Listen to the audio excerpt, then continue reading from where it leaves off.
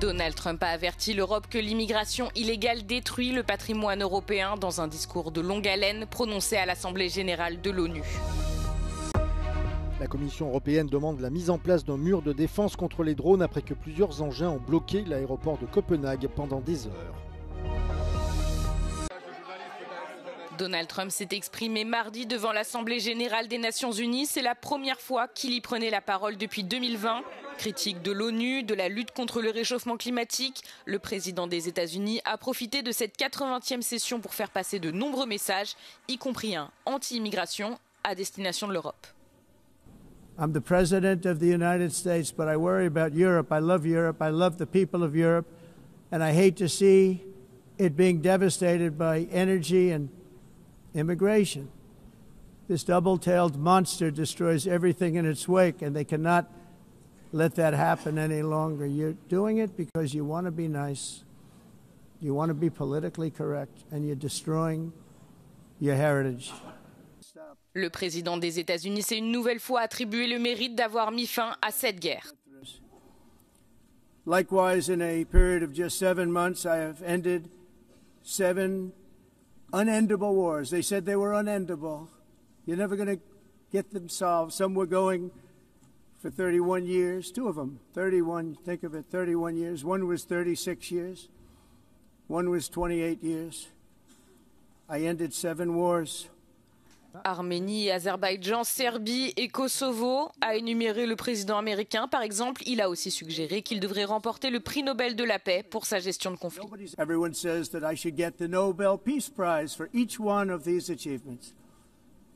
But for me, the real prize will be the sons and daughters who live to grow up with their mothers and fathers, because millions of people are no longer being killed in endless and unglorious wars. Mais le président américain a réservé certaines de ses critiques les plus sévères à l'Organisation des Nations Unies elle-même. Not only is the UN not solving the problems it should, too often, it's actually creating new problems for us to solve. The best example is the #1 political issue of our time, the crisis of uncontrolled migration. It's uncontrolled. Your countries are being ruined. The United Nations is funding an assault on Western countries and their borders. Le 80e débat général de l'ONU continue jusqu'au lundi 29 septembre. Le président américain cherche à imposer son agenda et son programme politique aux Européens. C'est ce qui ressort d'un rapport publié aujourd'hui par le Conseil européen des relations étrangères. Les tensions commerciales, la défense militaire du vieux continent ou encore le soutien de la Maison-Blanche à des formations d'extrême droite sont autant d'éléments qui poussent les dirigeants de l'Union à réagir plutôt que de fixer eux-mêmes leur propre agenda. Pour l'auteur du rapport, c'est un aveu de faiblesse des 27.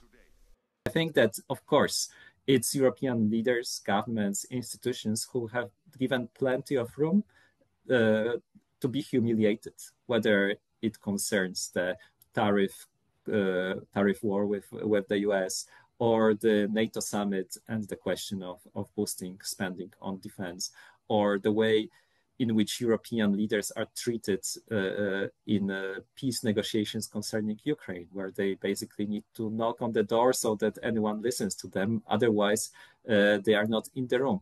Le sentiment européen reste fort malgré les coups politiques portés par le président américain Donald Trump. Selon les dernières données, la confiance des citoyens dans le projet commun est au plus haut depuis 2007 et les attentes ont aussi évolué. In many places where people used to consider EU mostly as an economic being, as a trading bloc, as a market, they started realizing that Europe has an important role in terms of geopolitics, relations with other global powers, but also in terms of a defense of democratic values that are in danger both externally and internally in Europe. Selon l'auteur du rapport, Donald Trump dispose de relais en Europe. Les dirigeants hongrois, italiens et slovaques ne cachent pas leur proximité idéologique, voire personnelle, avec le président américain.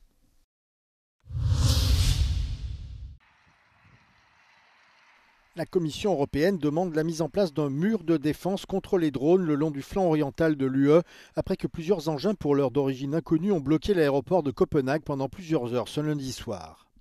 But still, for those who still doubted the need to have a drone wall in the European Union, well, here we get another example of how important it is. The latest attacks in Romania, in Poland, in Estonia, now in Denmark, 4 member states have been targeted. And this is precisely why we will be working on this drone wall. As mentioned by Anita, Commissioner Kubilius will meet with the 7 frontline member states. I named them yesterday. Here we go again. Estonia, Latvia, Finland, Lithuania, Poland, Romania, Bulgaria. And I can now add to that list also Denmark, of course, on top of Ukraine. Many thanks, Carl. La première ministre danoise Mette Frederiksen a qualifié la présence de drones à l'aéroport de Copenhague de l'incident le plus grave jamais subi par les infrastructures critiques du pays. Elle a ajouté que l'implication de la Russie ne pouvait pas être exclue dans cet incident. En réponse, la Commission européenne a donc réfléchi et présenté un projet de défense contre les drones porté par Ursula von der Leyen. 8 pays y participeront avec un seul objectif, détecter et contrer rapidement toute incursion aérienne.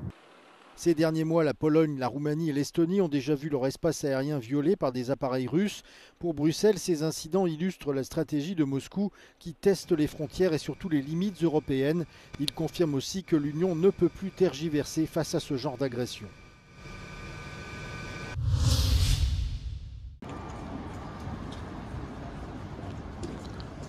The European Parliament's Committee on Legal Affairs has voted to protect the immunity of Peter Magyar, Klára Dobrev and Ilaria Salis, all sought by Hungary's judiciary on different charges. Hungarian authorities had submitted 3 separate requests to lift the immunity of Magyar, who is also the leader of Hungary's opposition party Tisza, and the main political opponent of Prime Minister Viktor Orbán. But the committee disagreed. By contrast, the same Committee on Legal Affairs has voted to lift the immunity of Polish MEPs Michał Dworczyk and Daniel Obajtek. The final decision on all 5 MEPs will be taken at the next plenary session in Strasbourg at the beginning of October. Vincenzo Genovese, Euronews, Brussels.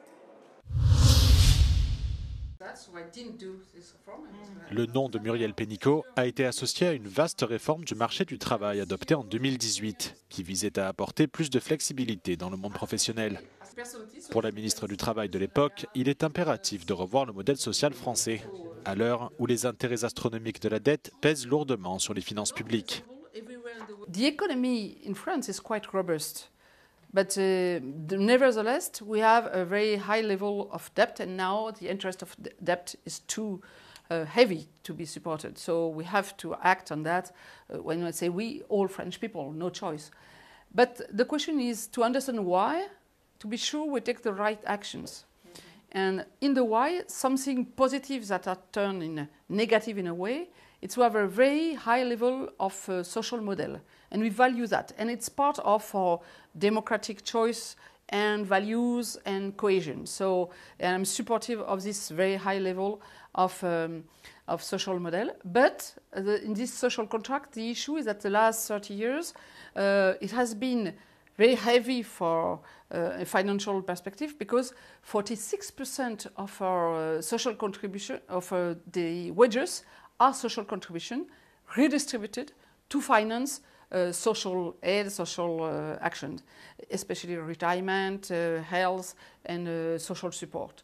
And the issue, it's good in its sense to reduce inequalities, financial inequalities, but we have under-invested on what is the real equality. For me, it's equality of opportunities, meaning that we have a high level of redistribution, but we are not investing so much in education and health and infrastructure that we, as much as we should and could. Most people think that the life of their children will be worse than theirs.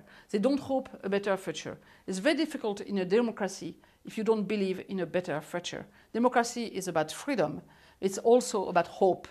Hope of a better life, at least for your children. And on that, today, for the new generation, it's tougher. Even they have more money, it's tougher to climb the social ladder than it was 30 or 40 years ago. Madrid vient de lancer son tout premier bus autonome, électrique, connecté et conçu entièrement en Espagne avec une technologie née en Galice. Il circule pendant plus d'un mois autour du parc de la Casa de Campo, un projet pilote pour donner aux habitants un avant-goût de la mobilité du futur.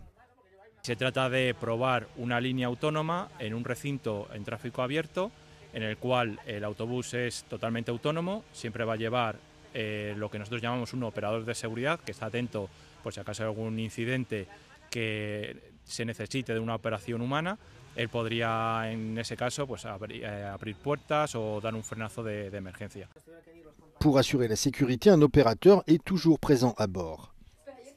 Este tipo de vehículos debería de dar solución a un gran problema que existe en Europa, como es la falta de conductores. Este tipo de tecnología quedará instaurada y sobre todo deberá cubrir zonas, digamos, calientes donde este tipo de problema esté muy patente. Nosotros, por suerte, en MT no tenemos este tipo de problema. Nosotros tenemos una plantilla muy amplia. Nosotros lo que queremos es ver cómo esto nos puede aportar a nosotros mayor eficiencia y mayor seguridad en la conducción de nuestros autobuses.